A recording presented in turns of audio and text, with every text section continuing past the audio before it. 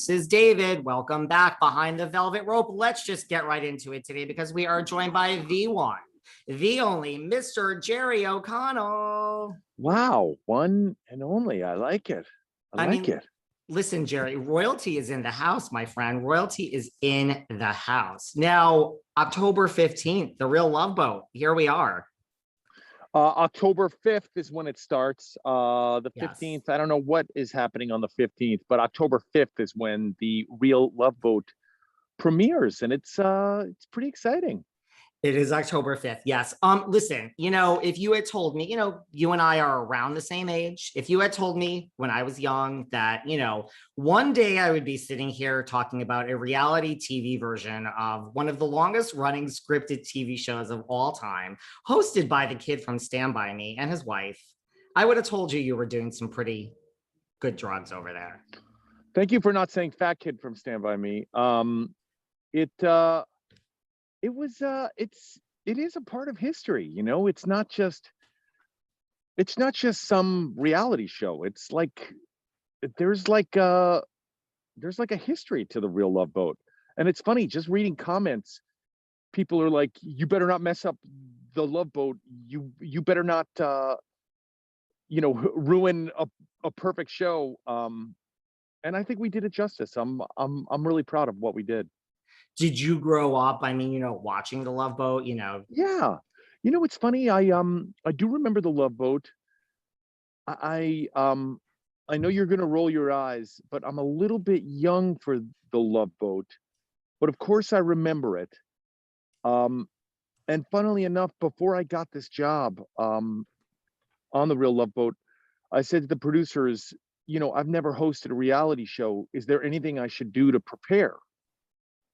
And one of our bosses, a guy named Eden Gaha, he does a lot of reality TV, said, just watch The Love Boat. And we're trying to capture that feeling of love and yearning for love and trying to reclaim and recapture lost love.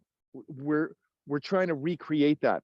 So my homework assignment was to watch as many episodes of the original Love Boat as possible. And it's so funny revisiting it.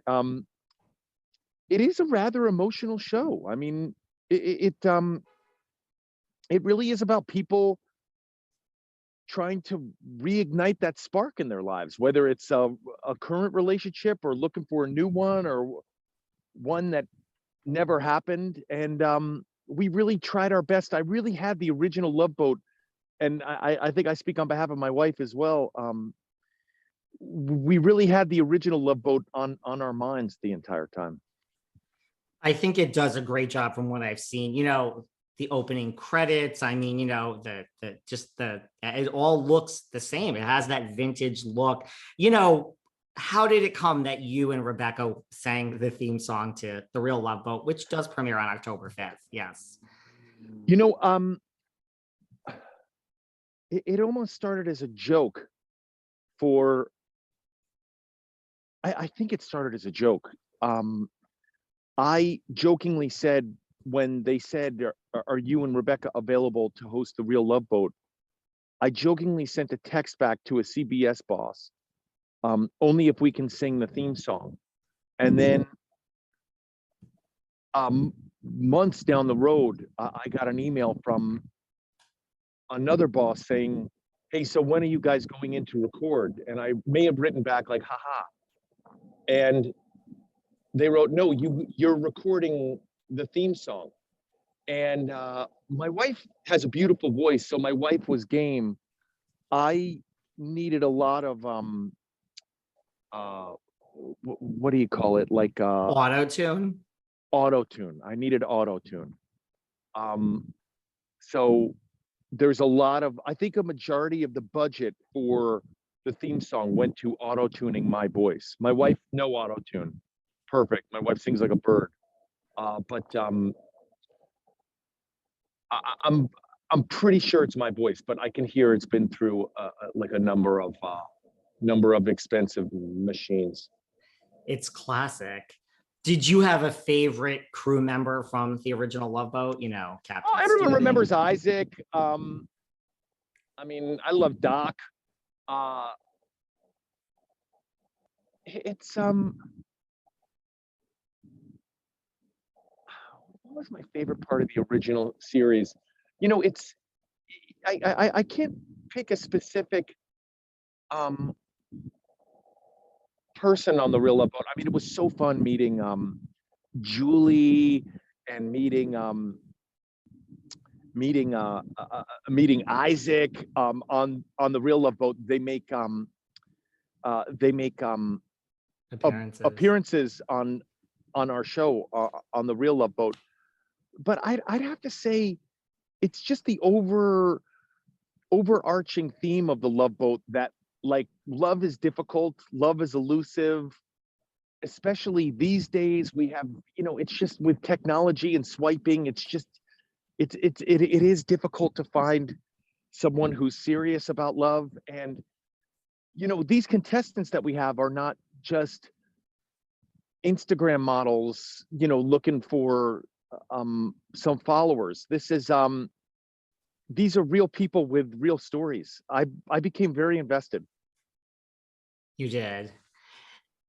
Right. And we all know that there are other reality shows where there are Instagram models just looking for followers. There's nothing wrong with that. I watch all the unscripted shows. Everybody looks good. I love them all. But again, the Real Love Boat tries to get back to what the original Love Boat conveyed, which is love is not easy. And when you're on a princess cruise, it's just a romantic setting. And it really is. I had never been on a cruise before. And when you have a day at sea, I mean, there's nothing to do but to talk to the other people who are on the boat. I mean, I was, of course, on the Regal Princess with my wife, and we're still married this week. But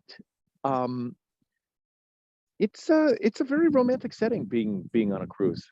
Well, you are still married. Listen, I come from a family, tons of divorce, but it's a lot harder in Hollywood. So, Everybody comes from divorce. Everybody comes from divorce. everybody does. I mean, but you are 15 years. I mean, what is the secret to your and Rebecca's marriage?